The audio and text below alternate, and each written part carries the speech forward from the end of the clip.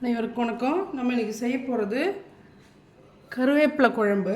அதுக்கு இந்த மாதிரி கருவேப்பிலையை நல்லா உருவிட்டு கழுவி இது மாதிரி ஜல்லியில் வடிகட்டி வச்சுக்கணும். அதை இப்போ வானலில் நல்லா வறுத்துக்கணும். கூட கொஞ்சம் இஞ்சி கொஞ்சம் மிளகு போட்டு வறுத்துக்கலாம். வறுத்து அதை பொடி பண்ணிவிட்டு அதுக்கப்புறம் குழம்பா ரெடி பண்ணிக்கலாம். சின்ன வெங்காயம் பூண்டெல்லாம் போட்டு குழம்பு ரெடி பண்ணிக்கலாம். ஆயில் போட்டேன். ஆயில் சூடானதும் ஆயிலில் ஃப்ரை பண்ணிக்கலாம்.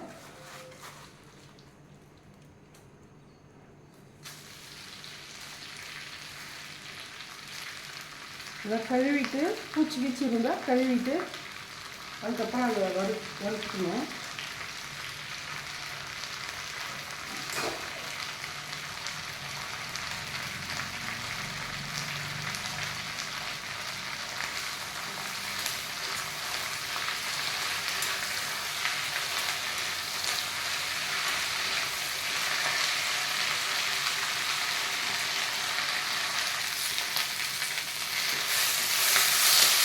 இதில் கொஞ்சம் மிளகு போட்டுக்கலாம்.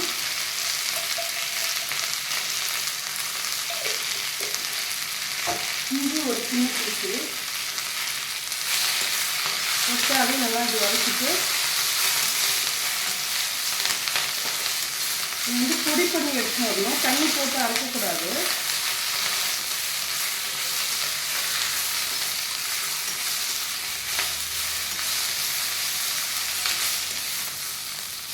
போதும், இந்த பழம் போதும்.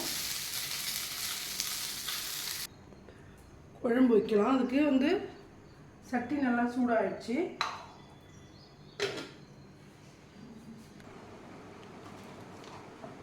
எண்ணெய் சூடாகிடுச்சு. இந்த டைமில் நம்ம வெங்காய வடகம் போட்டுக்கலாம்.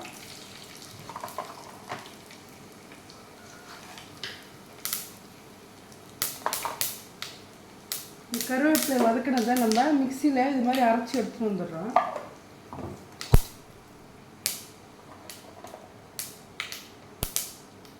அடித்ததும் வெங்காயம் போட்டுக்கலாம். சின்ன வெங்காயம் பூண்டு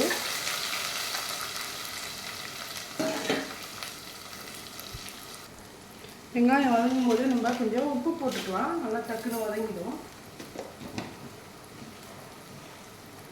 நல்லா வதக்கிட்டு கொஞ்சம் கலர் மானதும் தக்காளி போட்டுக்கோங்க. இன்னும் நல்லா வதங்கிட்டோம்.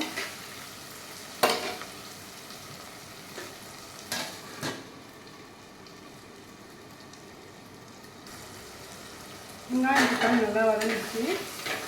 இந்த டைமில் நம்ம இதை பொடியை அரைச்சி வச்சுருக்கோங்க. கருவேப்பிலை பொடி அது போட்டு நல்லா வதக்கிக்கலாம்.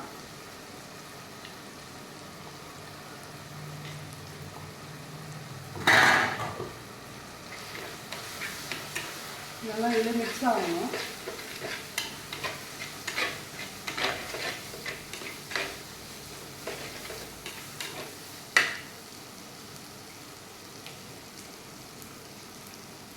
இதில் கொஞ்சம் மசாலாலாம் போட்டுக்கலாம்.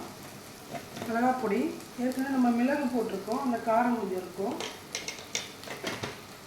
மஞ்சள் பொடி போட்டுக்கலாம்.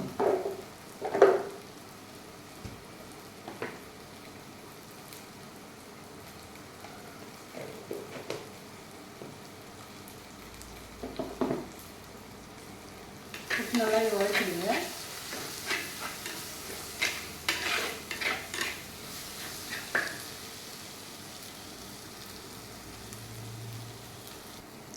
நல்லா வதக்கிட்டு ஒரு லெமன் சைஸ் அளவுக்கு புளி எடுத்து ஊற வச்சு கரைச்சிக்கலாம். கரைச்சி இதில் ஊற்றிடுங்க. நல்லா கொதித்து எண்ணெய் பிரிஞ்சு வர வரைக்கும் கொதிக்கணும்.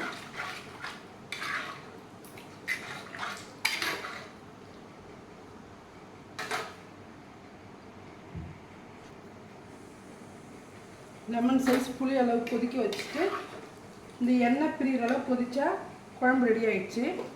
கருவேப்பிலை குழம்பு.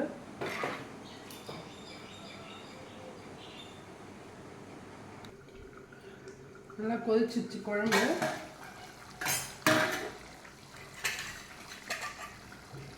கருவேப்பிலை குழம்பு, சுவையான கருவேப்பிலை குழம்பு ரெடி ஆயிடுச்சு.